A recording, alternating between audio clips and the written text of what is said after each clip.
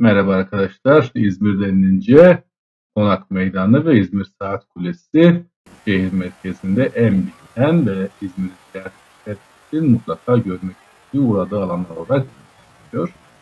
İzmir Konak Meydanı'nın resmi adı aslında Atatürk Meydanı ancak bulunduğu ilçe nedeniyle Konak Meydanı olarak tanınmakta. Konak sınırları içinde yer alıyor. Denizin hemen bitişiğinde bulunan oldukça büyük bir meydan. Birçok faaliyetlere, burada törenlere, çeşitli toplantılara ev sahipliği yapmakta. Yine halkın özellikle çok rağbet ettiği Kordon bölgesi bu bölgeyi de içine almakta.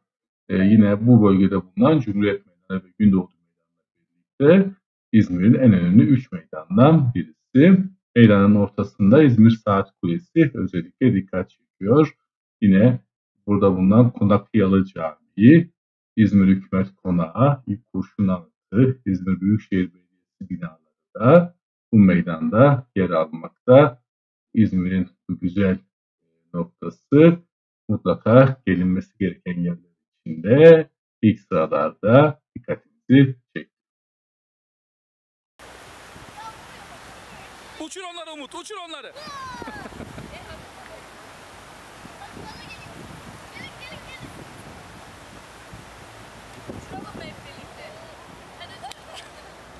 Hızlı hızlı.